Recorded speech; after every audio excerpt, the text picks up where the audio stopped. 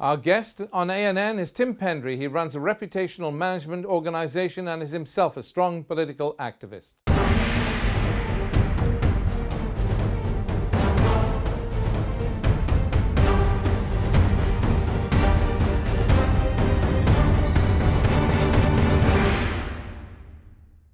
Welcome to the English Hour on ANN Satellite Television. Our guest this week is Tim Pendry. Tim heads up an international reputational management organization, TPPR, and Tim has a background in international relations and in politics. It's a privilege to have him with us.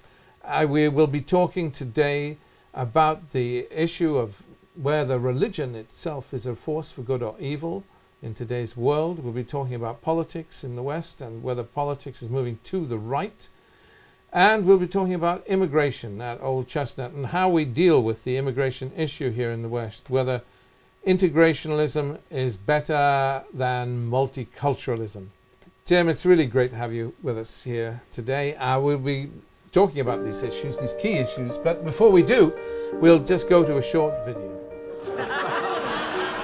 Well, it's a simple issue of principle. It's a simple issue of principle. The degree to which politics is moving to the right depends on definitions of the right. The liberal centre is becoming the new right, responding to globalization with a rigid view of the Enlightenment that is exclusive of the opinions of others. Even centre-left political parties, like the Labour Party in Britain, are starting to appear more right in order to garner more votes. Is religion a force for good or evil in today's world? With headlines covering fanaticism, fundamentalism, superstition, and ignorance, religion is getting a bad press these days.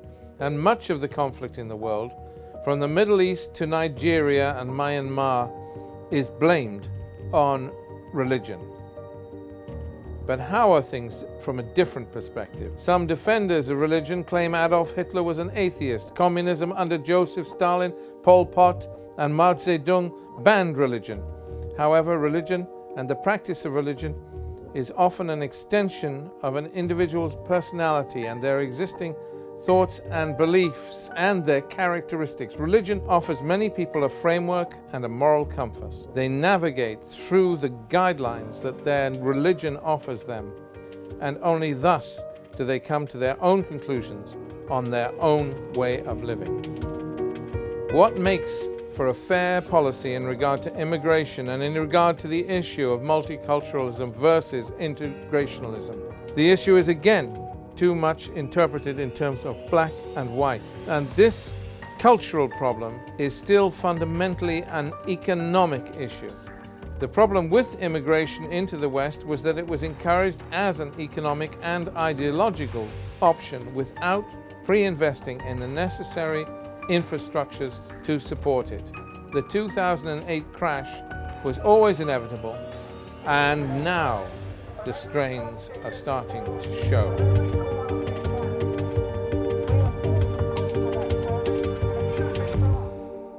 So, Tim, thank you so much again for being with us here on ANN. What we'll talk about first, let's deal with this political issue. It really is engaging the way the world is today. I was brought up in, with a Labour background, a socialist background, as were you, as I understand it, or at least I believe that to be the case.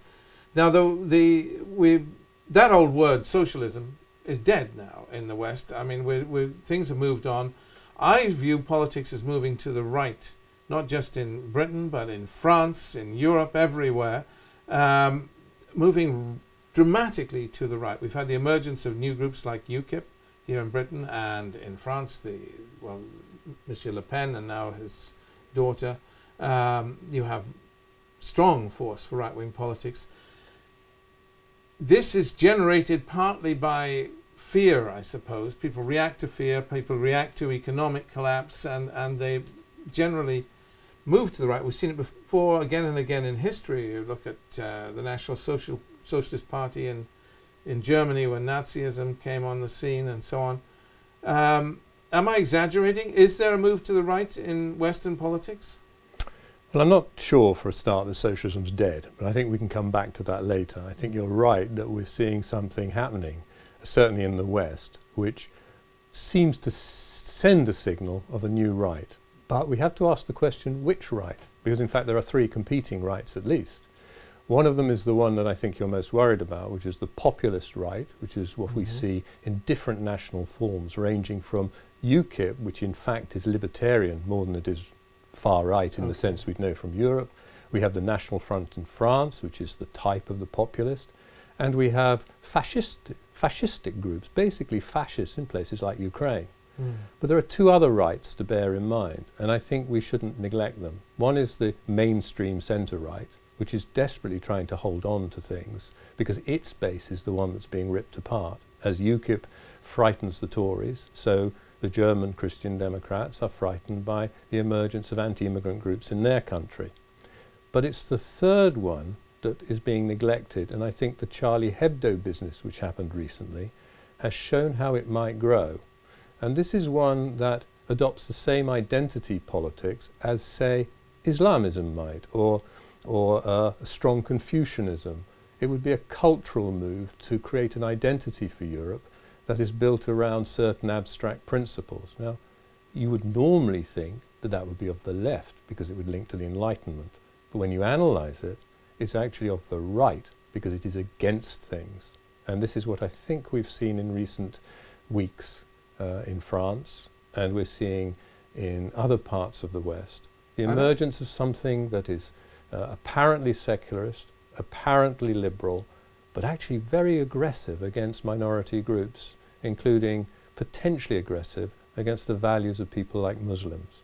And you distinguish between that and say political parties like the Conservative Party in Britain. You'd see there was a cultural force at work that is not populist and not mainstream political.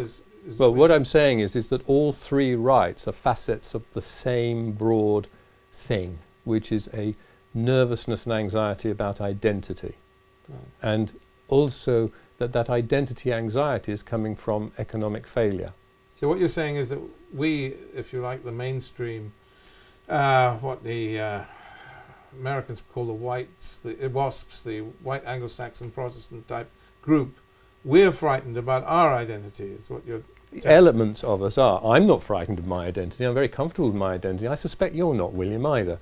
But there are a lot of people who are like us, who if you go to the famous dinner parties or have a drink in a bar or wherever, especially older people, they're beginning to come out with things that would have been unacceptable 10 years ago. About, for example, a negativity about Muslims, not as persons, that would be exaggerated, but about people who believe in things. And that idea that people who believe in things that are different from what you believe in have a problem and you don't have the problem is the seed of something.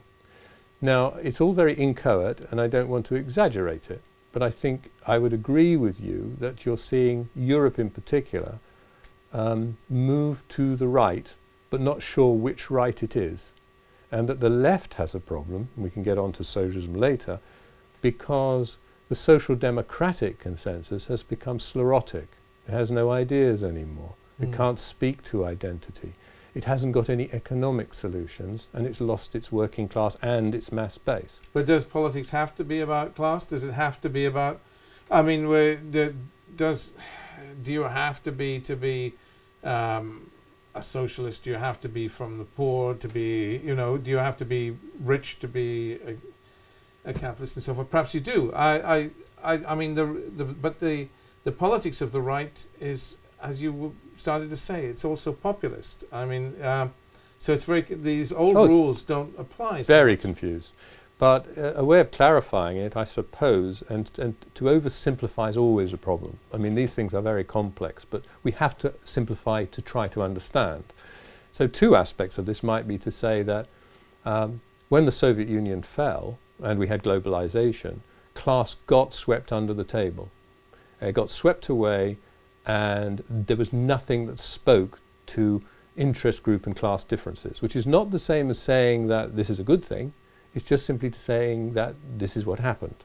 And the other is to say that left and right in Europe, and again we are talking about a very Eurocentric model of the world, things are different in America or they're different in China.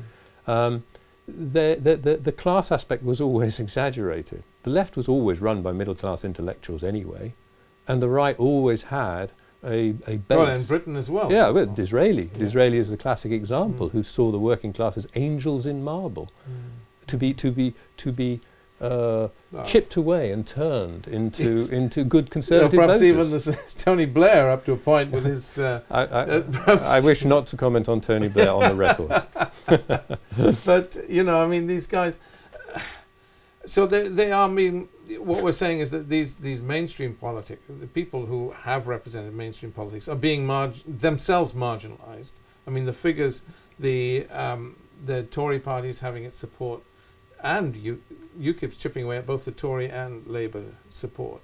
We're going to see a new political lineup in Europe, surely, and it's going to involve different aspirations. People are no longer looking for pan-European models. They're looking to have their own little patch and fight for their own corner. Isn't that right? Well, you could say it's heading that way. And I'm very reluctant to be too what's the phrase, prescriptive or panic too much. I think panic's a very good word for what is going on now. There was hysteria in France, and I'm prepared to call it that, about the tragic murders, and they were murders. But it was hysteria, the reaction. European politics is becoming hysterical, as is American. And this, I think, is very disturbing.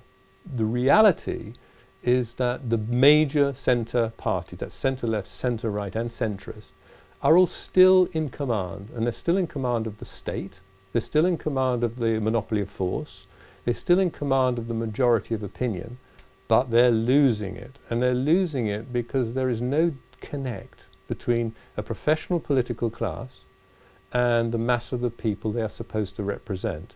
And that has happened surprisingly quickly. I've observed it very closely in the Labour Party, very closely, but I've seen it in the Conservative Party. I think it's happening in all the mainstream parties, and I believe to a different degree in different countries, it's happening across Europe. Even in the United States, I just point out one disturbing aspect of the case, and that is the hysterical attempt to get President Obama into office by using internet and hope and aspiration succeeded. But all those people who had more expectations than they received have ended up depressed and possibly not voting for him this time round, or his successor, I should say. I think we're seeing another case. The Liberal Party went out there and it did something I thought was very, very good at the time. It went to the students, engaged them, and made them promises on tuition fees. Yes. Then within days of office, in order to get office, it betrayed an entire class. Yes, it was staggering betrayal for which they will pay. Oh, they will pay, and they are going to give a political opinion, which I try not to, and say, and so they should. Yes. And the reason they should is not because the policy was right or wrong, but in a democracy, they made not just a little promise, but a generalized promise to the young.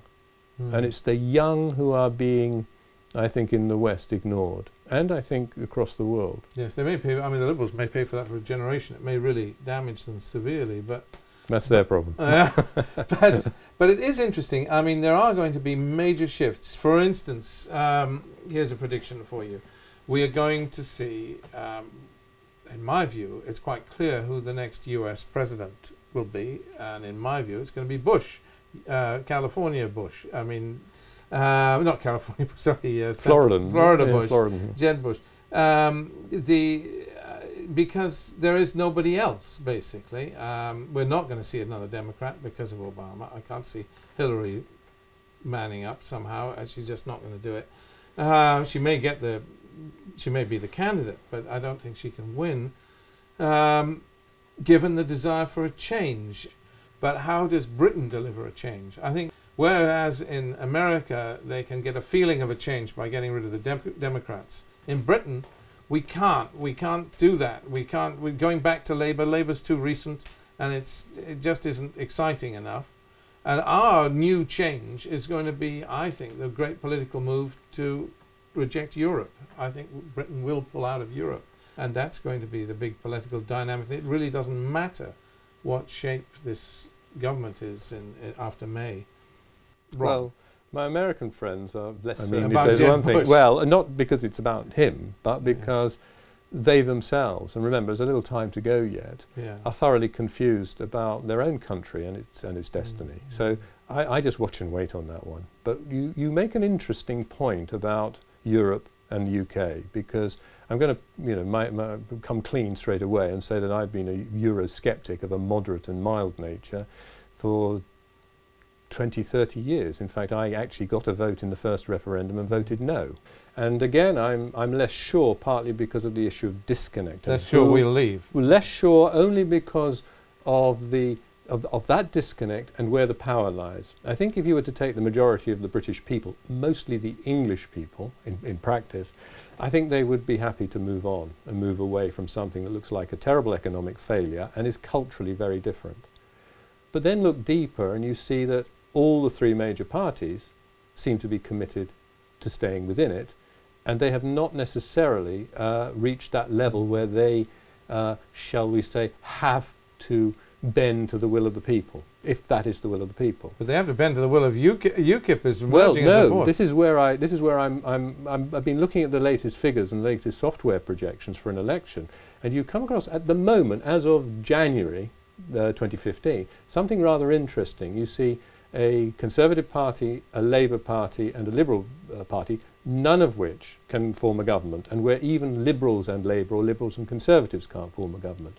But you also see that the UKIP vote is surprisingly evenly spread. It undermines the Conservative Party, but it can't get MPs because of the way our system works.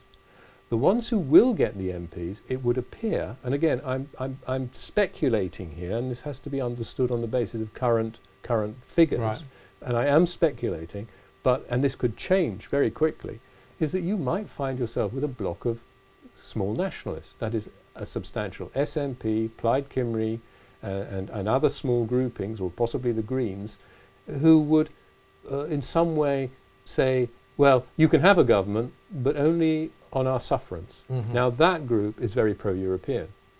So you get into the most interesting situation where Labour is committed to Europe, that nationalist group is committed to Europe, the Liberals are certainly committed to Europe, and the Conservatives are simply weakened by UKIP's drawing votes away from them.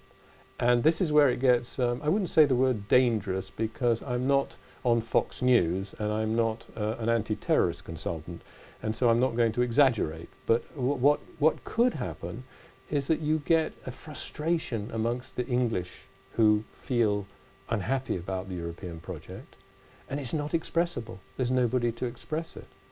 And the people they voted for got a lot of votes, but didn't get any MPs, or got very few MPs. So you would see, therefore, as an outcome of this coming May general election in the UK, you'd see a Labour nationalist alliance in government.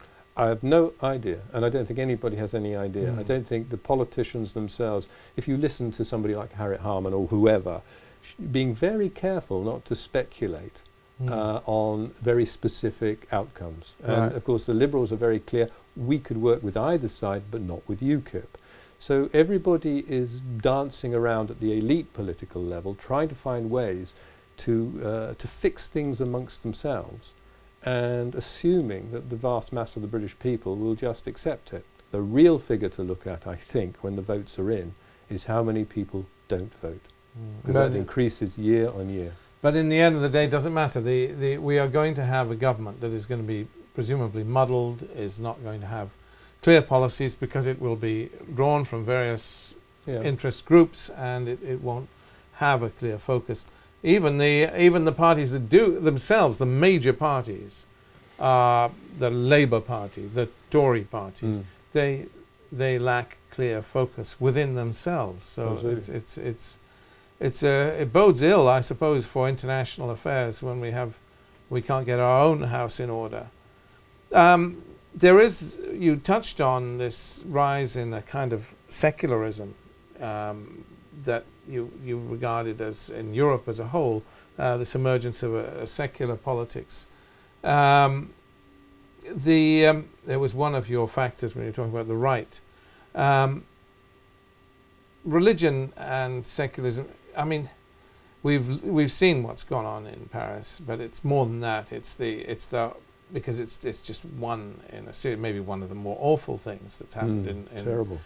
in recent times. But it's nonetheless, it's one in a series of violent actions that we've seen since 9/11. Some might argue of our own making, but there's an underlying problem, which is religion. In my view, religious extremism, and we get religious extremism in America, we get it all over the world, in Israel, and we certainly get it in the Arab world, and we get it now in Europe with our minority groups, particularly the Muslim minority group, it would seem. My question, and I really wonder about this, is religion a force for evil today in the world? Is it ceased to be a force for good? Is it now really negative?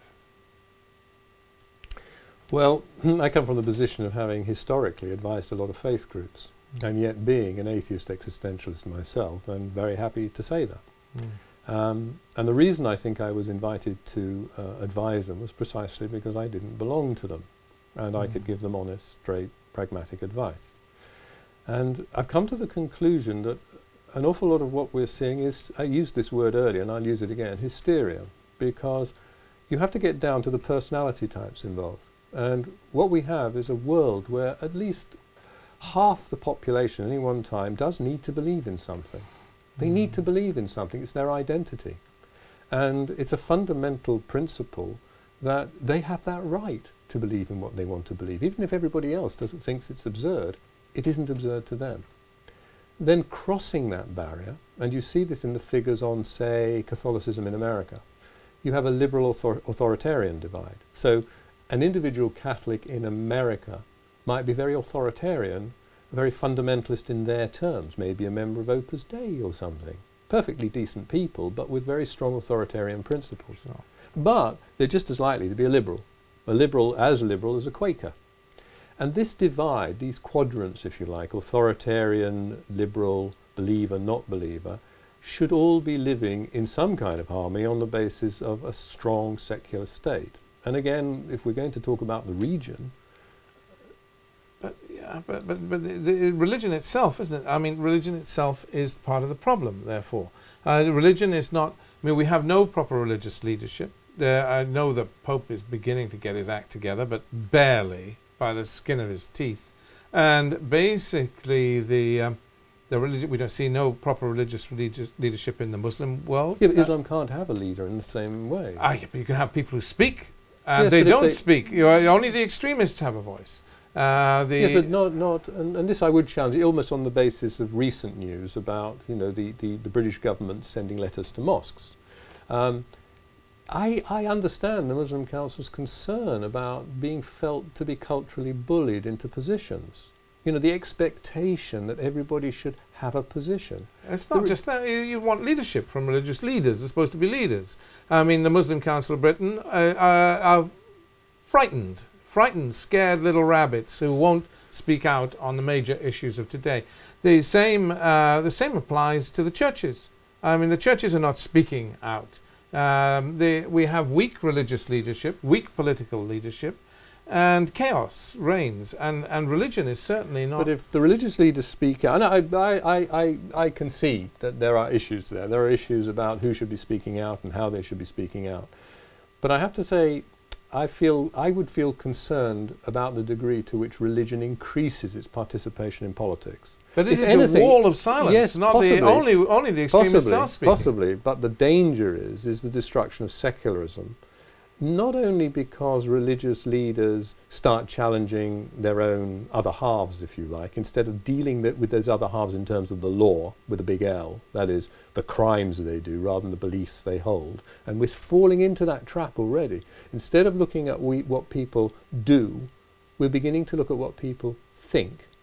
Even though we can't actually read their minds, we're reading their words and we're beginning to say, these people are extremists, not necessarily, and carving them up into territories. The idea that one half of each religious group can turn on the other half to discipline them in the cause of everybody else is, I think, a little dangerous because of where it may lead. Now, there's another aspect to it, and this is the other danger, and the one I'm more concerned about, and that is, as somebody who's a natural liberal secularist, is that the increasing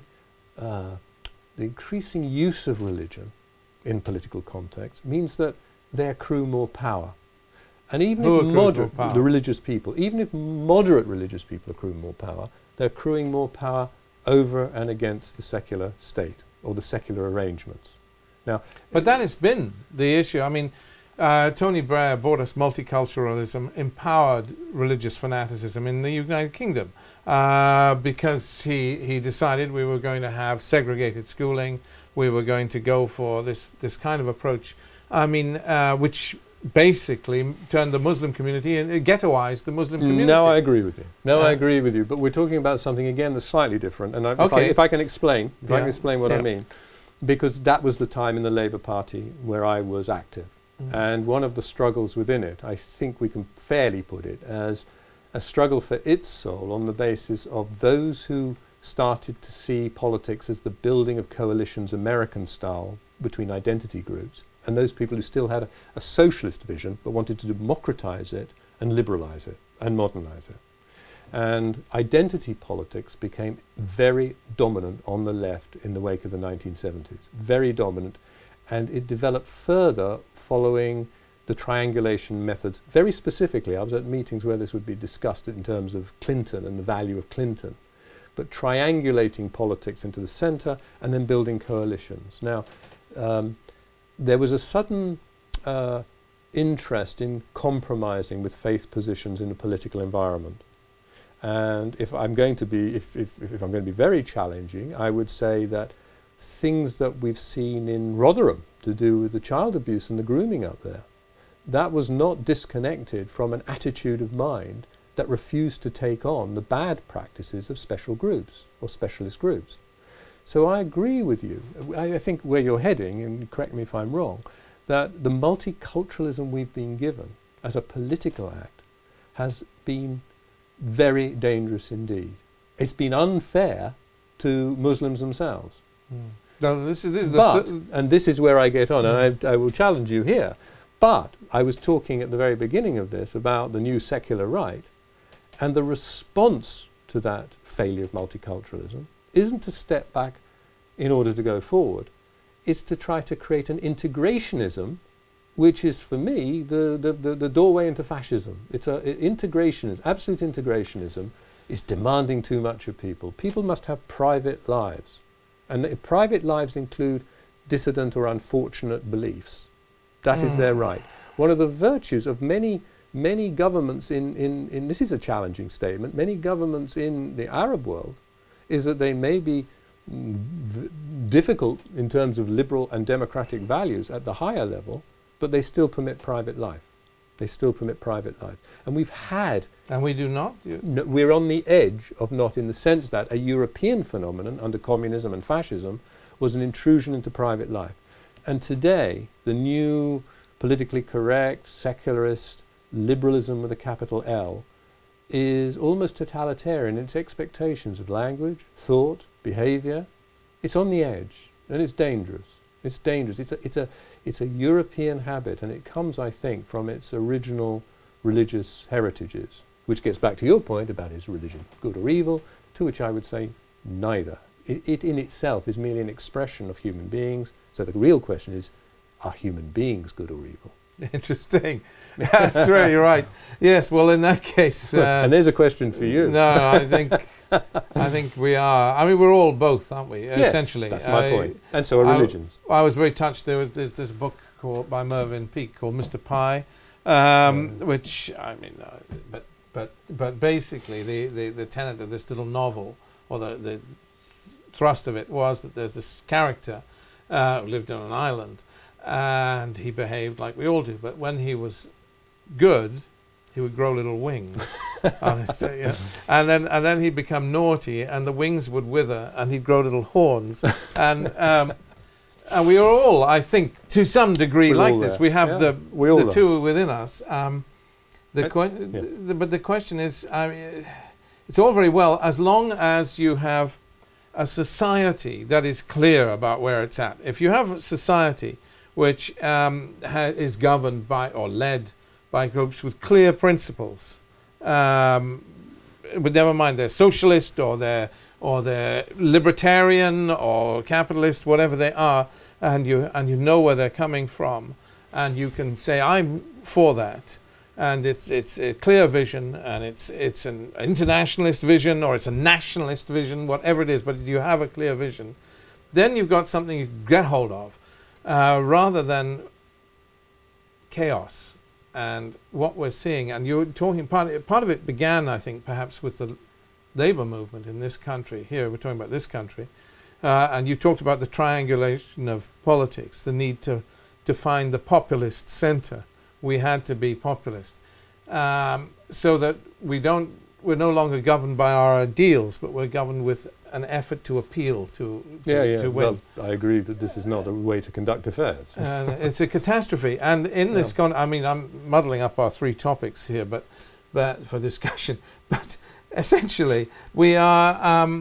I mean, it's the same with religion. Religion has. I would maintain religion it's fine for us to be secular or religious individually, but at the end of the day, we want a clear picture of a nation which is Christian, or a nation which has some Christian leadership, or it's secular, as France was supposed to be, and America was supposed to be. They have this secular ideal for the state. But we've got so muddled. We don't know what we're doing. But can you hear in your own description of the necessity for principles, the potential for fascism light, even though you are the exact opposite of that? I know that personally. But I can see the potential, and it's a reaction too, because we've moved on. We cannot go back. Always we try to go back. Always is either a golden age or we got it wrong, we can improve it. We are where we are. And the answer, I think, is to say, we need to start looking into what we as human beings are and construct things around that and those principles, rather than try to have fixed abstract principles, which I think is the failure of the French Republican system. The French Republican system has got itself into a hysterical pickle, partly because it has such rigid abstract principles and fetishizes them. We even fetishize, this is challenging, we fetishize even democracy without actually questioning the degree to which we are, in fact, democratic. Well, we have a kind of elected dictatorship here, exactly. don't we? Yes, and it works because you can get rid of them every 5 years, and many people in other parts of the world cannot do that. So that is an improvement. But let us be under no illusions. Let us be under no illusions. You know, the people who are the professional politicians here are people who have decided to capture the state. The state is immensely powerful here and actually surprisingly little control over it. And it decides what to do, it decides where to go to war, it decides when to make peace, it decides how the economy is to be run, it decides this, it decides that. And we can influence, but we're like petitioners, even today, at the Crown. So we're not that much better than many other parts of the world. And yet we wander around the world saying we are. Oh, no, I outrageous. Yes, I wouldn't say we need to look at ourselves. But that's exactly the problem, because we are, in some ways, getting into a state of chaos. Let me come back to this last issue. Chaos can be creative, of course. Oh, I don't know. this last. I mean, we can talk about everything, but this last thread to the conversation, because we haven't really got your take on it. You described the French system as a flawed system. But in a way, we have two models in the world, and whether we're talking about subgroups or immigration, whatever we're talking about, there is the Franco-American model, which is integrationalist. It's a subject I've talked too many times about on this program, but it's something that bothers me. The Franco-American model of integrationalism, where you go for, and maybe you do it with a sledgehammer if you're French, or you do it with economic pressure if you're American, but nonetheless, but not merely economic. America had busing, for goodness sake, to stop the segregation of schools. Here in Britain, we deliberately segregate schools almost. I mean, anyhow, so the point is that there are two very different models: multiculturalism, integrationalism. America crusaded for integrationalism, has done so, and indeed France banning the burqa or whatever. I mean, France, in its rather different way, has pushed integrationalism. In some senses, successfully. I know that they are the victims of terrorism, but if you look at the volunteers over in Syria, going over in their droves to volunteer, they may be coming from Libya, they may be coming from Britain, they may be coming from Australia. They're not going in the same numbers from France and America. So you could argue that integrationism has in some degree been successful in those countries. I know they have huge racial tensions and huge religious tensions within them. Are you you're a multiculturalist, or do you not define it in those terms? I just don't define it in those terms. I'm something entirely different, which is I have a strong belief in private life and a strong state. So I don't disagree in the notion of a strong state. If anything, I believe in republican virtue, and I believe in people who rule through republican virtue. Very unfashionable idea. But what worries me about many of these systems is that they rely on abstract principles which they then impose on people, and they impose on people in ways that make them less creative, less free, less able to solve problems. And I think in many ways the British system was very, very good until very, very recently. Well, I agree with that. Yeah, so in fact, and it wasn't integrationist. What it did was, it was integrationist in the sense it did it organically. And I think this point about organic culture and organic change, and here I sound like a right conservative, is vitally important. Radical intervention as a result of revolutionary regimes or foreigners usually disrupts and causes more problems.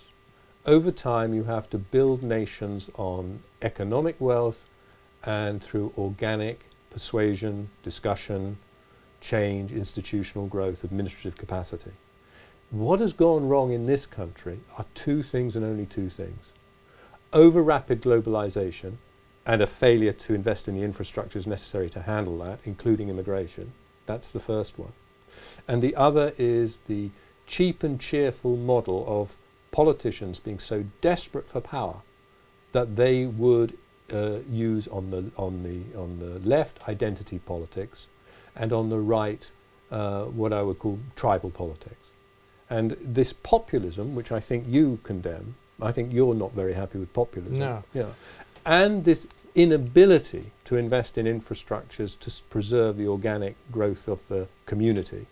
Those two things have caused us problems here. And the worst thing we could do, is to adopt a European or French Republican style. It's not only, if only because it couldn't be done. It just couldn't be done with our rather troublesome... Well, it'd take a long way to rove back from the Blairite reforms, which, I mean, would you say that there was a watershed moment when Blair changed the shape of British society with his approach to minorities? I mean, or am I wrong? Well, and we've got to say, much of which was good, because it's not all cut and dry. Nothing is black and white in this case. I mean, at the end of the day, this is a more tolerant society.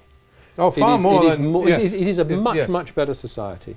It's much more tolerant to all sorts of things, sexual identity as well as ethnic identity and religious identity.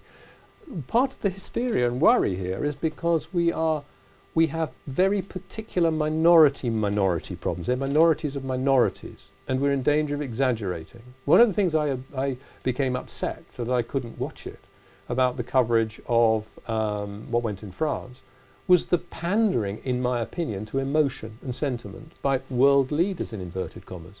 It reminded me of the Diana incident here, the Diana funeral, where I found myself in rooms full of grizzling people who had never met her, and they were doing action replays of her funeral like a football match.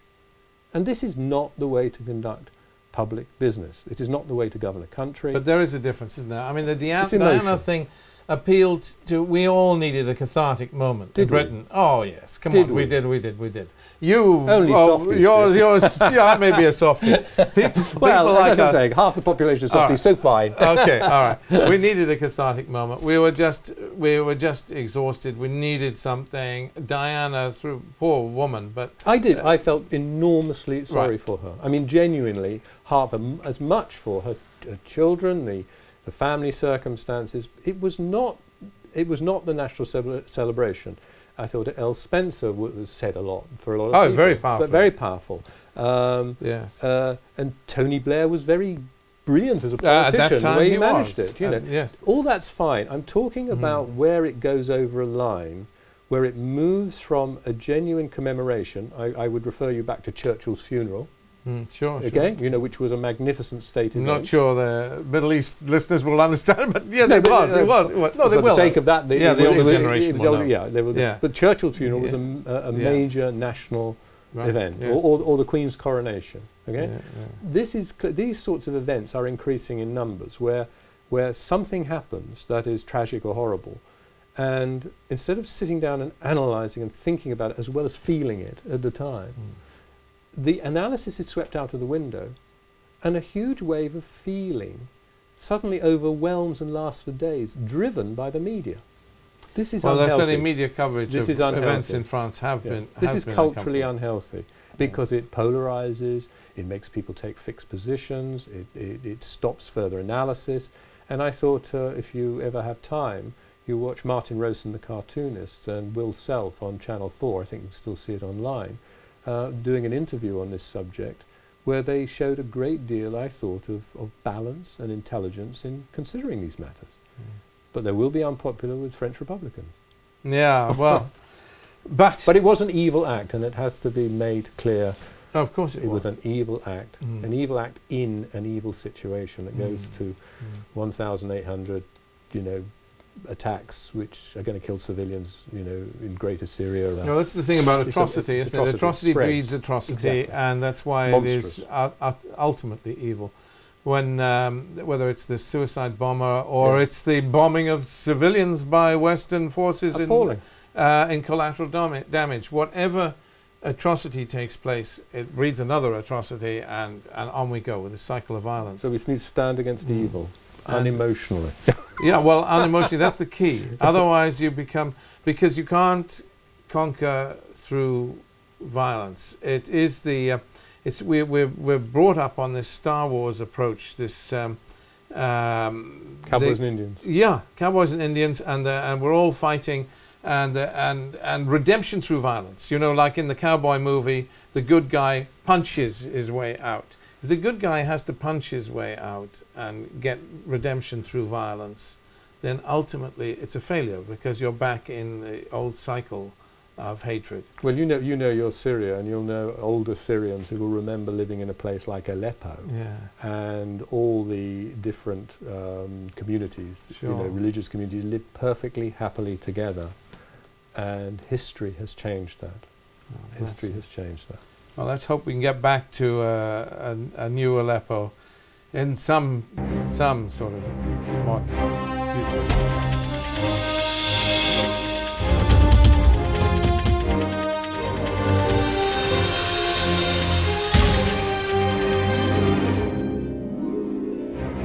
So, Tim, your book, where everybody gets a choice of books, it reminds me of the old British program Desert Island Discs, where you used to have a book selection at the end, and we've rather thrown you in the deep end with this, and you've come up with a book, Engage the Enemy More Closely, by Corelli Barnett. Is that right? Yes, that's right. And it's not like the best book I've ever read, or the book I would choose if I was on a desert island, but it's the last good book I read, and I just thought that it had a couple of lessons in it that might be interesting to us to talk about now. Really? Well, it's about the Second World War. Yeah. It's about the British Navy in the Second World War.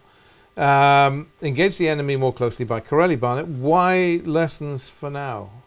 Well, I think there were two reasons why the book is very interesting to read. I should warn that it's very detailed in places, with ship tonnage and which ship was going down which channel on which day.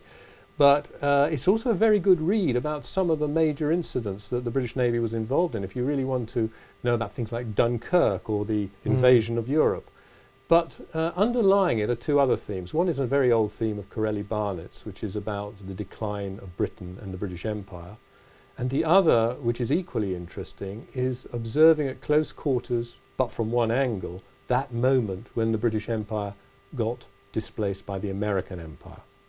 And that's why the book is so intriguing. It's very interesting that in pure organisational terms, and for practical reasons, the North Atlantic British Navy, Royal Navy, was working as closely as it could with the American equivalents, simply because they had to win the Battle of the Atlantic. And it set a pattern which has developed ever since of the close working cooperation of the two military systems, which has led to what we have today in the so-called Big Five.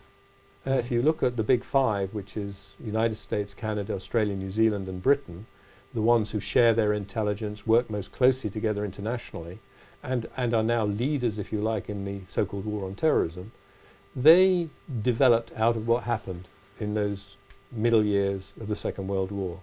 And if you look at them on the map, you just see two continents, that's North America and Australasia, with a sort of Hong Kong-type giant island off Europe.